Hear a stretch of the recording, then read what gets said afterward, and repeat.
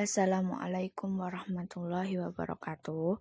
Kami di sini kelompok 3 akan mempresentasikan hasil diskusi kami mengenai teknik analisis data dan interpretasi data. Dengan anggota kelompok saya Dia Indrani Oktaviani, Niken Kusumasari, Amelty Lisa, Maya Oktavia, Eva Suryaningsih, M. Habib Al-Muhtadi, Ain Nisa Nurjannah, Dinda Eka Lestari, Syifa Aulia Ramadanti, dan Fauzia Ayu Setianing Tias. Dalam bab ini kami akan membahas 4 topik pembahasan. Yang pertama adalah teknik analisis data, yang kedua teknik analisis data desain kausalitas, yang ketiga jenis paket perangkat lunak yang digunakan untuk teknik analisis data, dan yang keempat interpretasi hasil analisis data. Masuk pada topik pembahasan yang pertama, yaitu teknik analisis data. Teknik analisis data yang dilakukan berdasarkan pada pertanyaan riset dan harus disesuaikan dengan desain riset akuntansi yang disusun, karena desain riset menyediakan rencana dan struktur yang membuat penelitian mampu menjawab pertanyaan riset secara valid, objektif, akurat, dan seekonomis mungkin. Teknik analisis data ada berbagai cara. Yang pertama adalah teknik analisis data untuk desain riset kuantitatif deskriptif. Untuk desain riset kuantitatif deskriptif menggunakan teknik analisis statistik deskriptif saja tanpa ada teknik pengujian hipotesis. Penelitian hanya melakukan analisis yang bersifat menjelaskan fenomena yang ada dihubungkan dengan teori berdasarkan riset yang dilakukan. Teknik analisis yang dilakukan sesuai dengan kebutuhan untuk menjawab pertanyaan riset.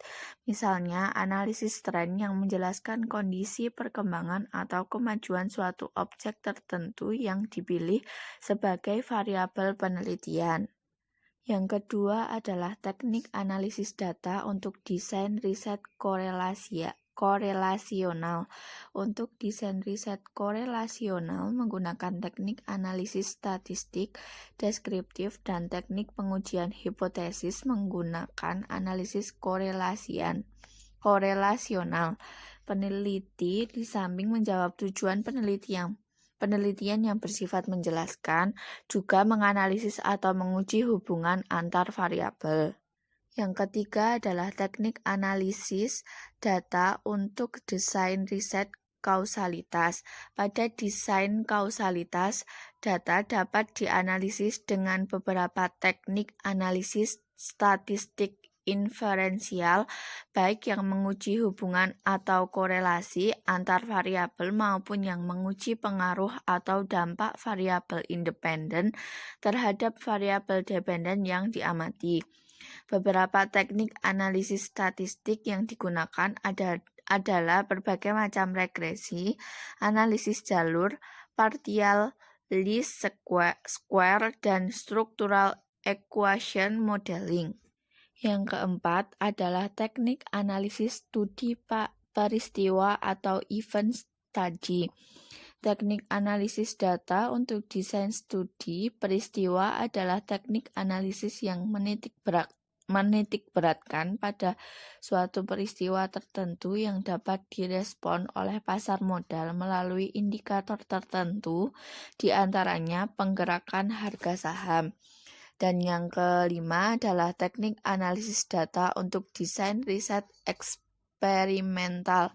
Ada 2 jenis desain riset eksperimental, yaitu desain eksperimen nyata atau eksperimen laboratorium, dan desain eksperimen semu atau ex post facto atau eksperimen lapangan.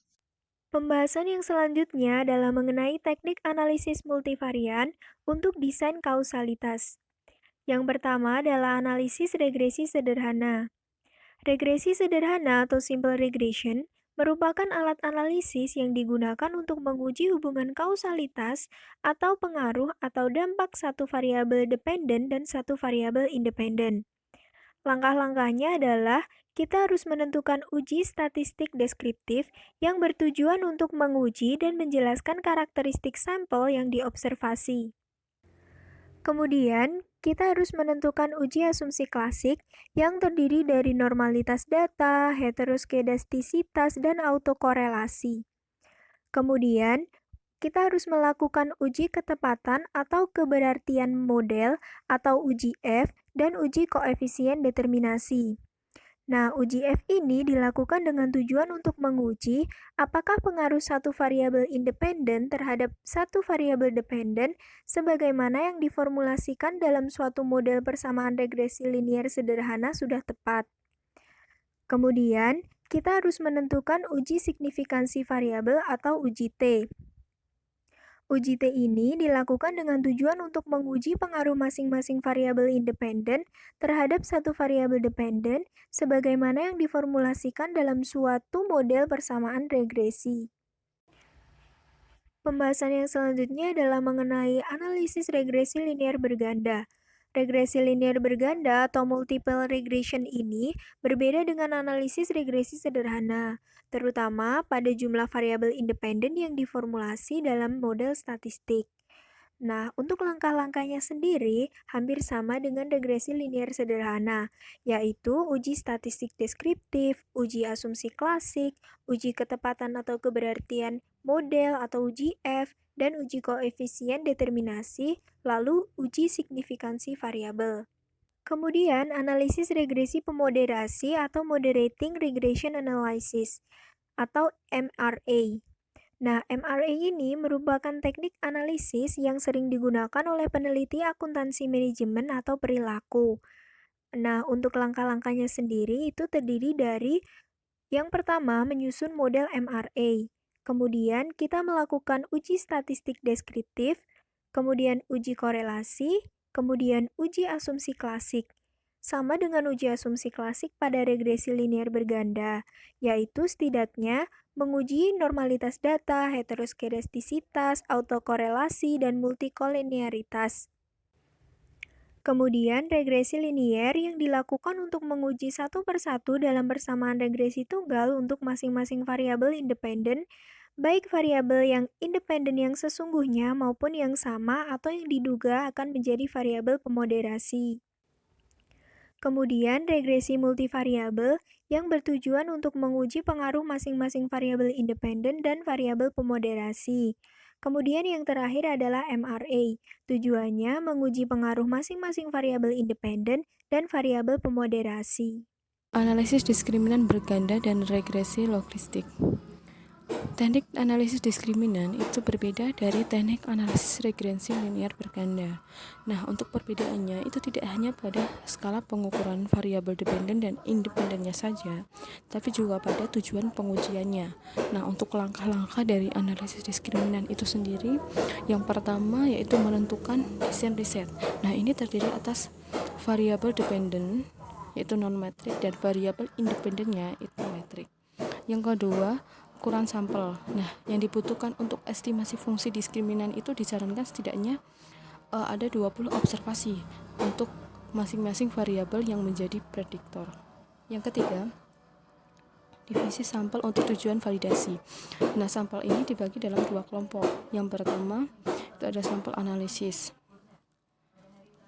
Digunakan untuk mengembangkan atau membentuk fungsi diskriminan. Nah, sedangkan kelompok kedua yaitu sampel holdout. Nah, ini digunakan untuk menguji fungsi diskriminan. Kemudian, yang keempat itu ada pengujian asumsi normalitas multivariat dan matriks varian kovarian antar kelompok yang sama atau sederajat. Yang kelima yaitu menetapkan metode estimasi fungsi diskriminan, yaitu estimasi simultaneous atau estimasi stepwise.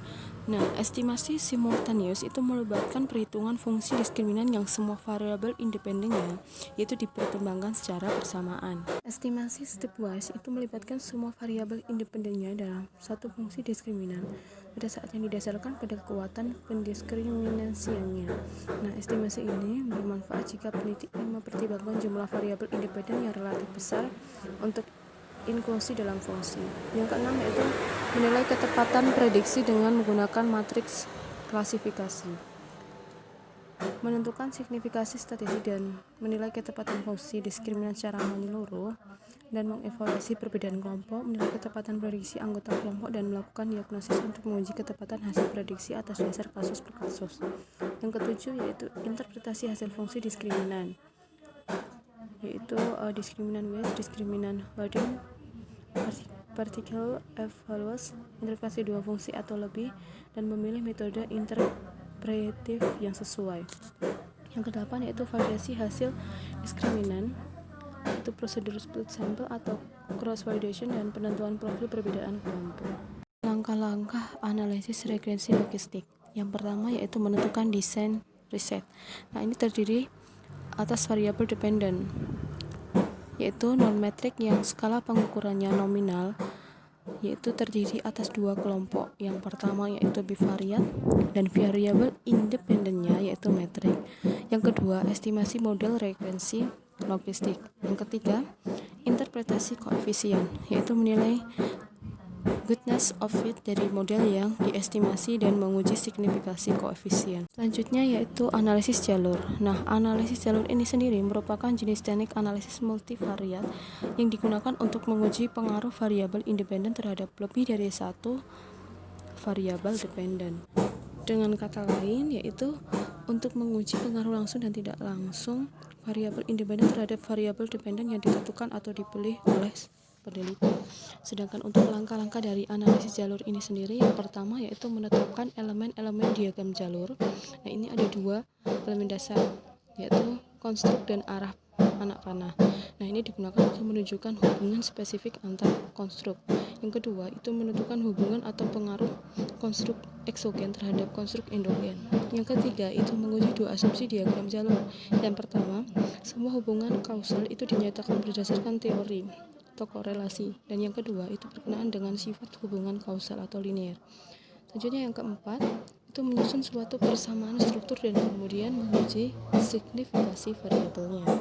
Analisis Structural Equation Modeling. Analisis Structural Equation Modeling atau SEM merupakan teknik analisis yang memperkenankan hubungan terpisah untuk setiap rangkaian konstruk endogen. Hare et al. Menjelaskan bahwa analisis SEM menyediakan teknik estimasi yang sangat efisien dan tepat untuk seri persamaan regresi linear berganda yang diestimasi secara simultan. Ada dua komponen dasar yang menjadi ciri khas SEM, yaitu model struktural dan model pengukuran. Model struktural adalah model jalur yang menguji pengaruh konstruk eksogen, istilah variabel independen dan analisis SEM, terhadap konstruk endogen, istilah variabel dependen dalam analisis SEM. Sedangkan model pengukuran yaitu model konfirmatori yang menjelaskan kontribusi indikator-indikator yang membentuk suatu variabel dependen dan independennya. Jenis teknik SEM ini merupakan jenis analisis multivariat yang paling sophisticated dibanding dengan teknik analisis yang lain. Teknik analisis SEM digunakan untuk menguji pengaruh langsung dan tidak langsung pengaruh variabel eksogen terhadap variabel endogen yang ditentukan atau dipilih oleh peneliti. Langkah-langkah SEM yaitu 1. Menetapkan konstruk-konstruk individual, 2. Mengembangkan dan menspesifikasi model pengukuran, 3. Mendesain studi untuk memperoleh hasil empiris, 4. Menilai validitas model pengukuran, 5. Menyusun spesifikasi model struktural, 6. Menilai validitas model struktural. Terdapat dua teknik analisis dalam analisis SEM, yaitu sebagai berikut. 1. Analisis konfirmatori. Tujuannya untuk menguji model pengukuran, yaitu menjelaskan kontribusi, dimensi atau indikator terhadap terbentuknya variabel yang diobservasi. 2. Analisis statistik inferensial. Tujuannya untuk menguji model jalur yang menguji hubungan kausalitas variabel laten atau konstruk eksogen terhadap konstruk endogen. Perangkat lunak untuk mendukung teknik analisis data yaitu 1. Statistical Package for the Social Science atau SPSS, 2. Economy Views atau eViews, Dulu TSP under DOS, sekarang eFuse under Windows. 3. Data Analysis and Statistical Software atau STATA. 4. Statistical Analysis System atau SAS. 5. Partial Least Square atau PLS. 6. Linear Structural Relation atau LISREL. 7. AMOS merupakan program visual untuk Structural Equation Modeling atau SEM. Interpretasi hasil analisis data. Interpretasi hasil analisis data dilakukan setelah peneliti melakukan analisis data menggunakan teknik analisis data dengan bantuan perangkat lunak tertentu sesuai dengan desain riset yang ditentukan. Jika peneliti menggunakan teknik analisis multivariate, maka hasil analisis yang berupa printout hasil analisis statistik. Interpretasi terhadap hasil ini disusun sesuai dengan urutan pertanyaan riset. Untuk lebih jelasnya, berikut ini adalah contoh hasil analisis beserta interpretasi untuk riset yang menggunakan teknik analisis regresi linear berganda. Hasil analisis ini, sebagaimana yang telah dijelaskan sebelumnya, terdiri dari 1. Hasil uji statistik deskriptif. 2. Hasil uji asumsi klasik. 3. Hasil uji ketetapan model atau UCF, dan uji koefisien determinasi atau R-square, dan uji signifikansi variabel atau uji T. Selanjutnya, heteroskedastisitas dideteksi menggunakan uji Gleiser. Nah, hasil uji ini menunjukkan bahwa model penelitian ini terkena heteroskedastisitas pada variabel independennya. Selanjutnya mengenai hasil analisis structural equation modeling yang harus diperhatikan oleh peneliti. Nah, yang pertama adalah hasil pengujian asumsi model persamaan struktural. Dalam pengujian asumsi SEM ini meliputi poin yang pertama yaitu data observasi berdistribusi normal yang diuji dengan uji normalitas data. Kemudian yang kedua, data observasi yang dikumpulkan peneliti harus bebas outlier yang diuji dengan uji outlier. Kemudian yang ketiga yaitu bebas multikolinearitas yang diuji dengan uji multikolinearitas. Selanjutnya yang harus diperhatikan oleh peneliti yang kedua yaitu hasil uji model persamaan struktural.